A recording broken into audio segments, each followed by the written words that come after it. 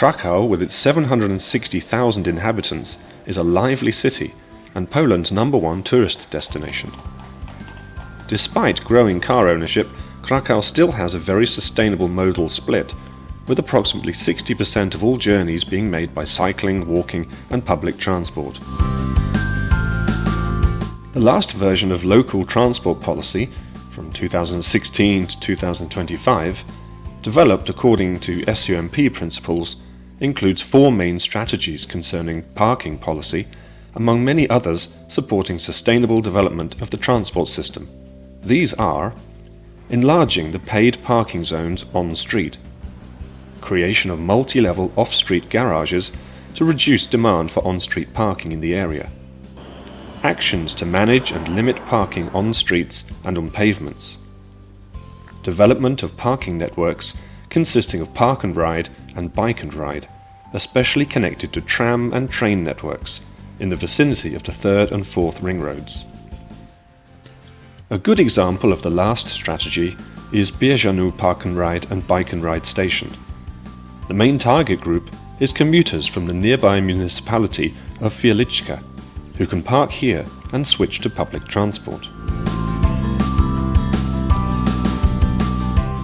The conversion of parking spaces into bicycle parking facilities is another example of a measure to reduce the dominance of the private car. Taking public space from the car and giving it back to people is something that has been implemented recently at Narcieszcza Street.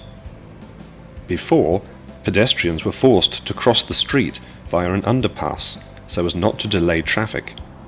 Now a safe surface crossing has been provided.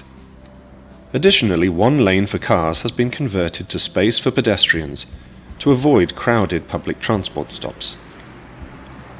Removal of private vehicle traffic in one direction on part of the first ring road is an example of another measure that no longer prioritizes car use.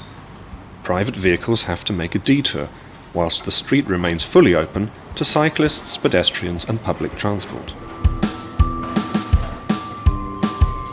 To reduce on-street parking, Krakow is building parking garages near the city centre, like here at Stare Podgórze. Up to 2,000 spaces on street have been or will be removed as one element of the updated parking programme. The city centre itself is divided into 3 zones. The A zone, which is car restricted and only accessible for pedestrians and cyclists. The B zone, with restricted traffic accessible for inhabitants and deliveries. And the P zones, with paid parking on street. A major step was removing parked cars from Mały Rynek Square.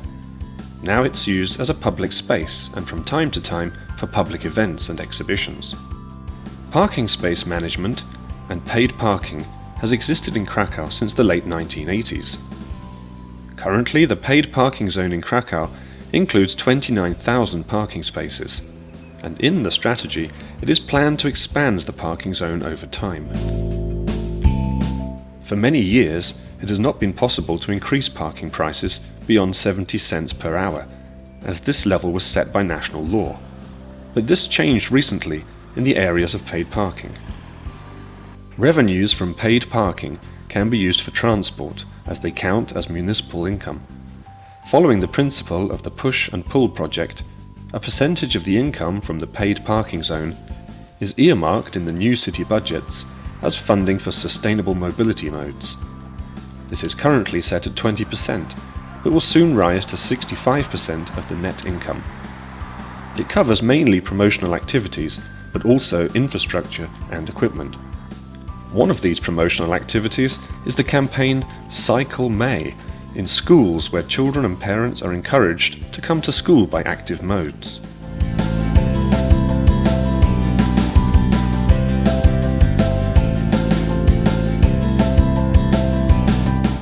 Developments in transport in Krakow over the past 10 to 15 years show significant achievements, moving from a car-oriented to a more people-focused transport policy.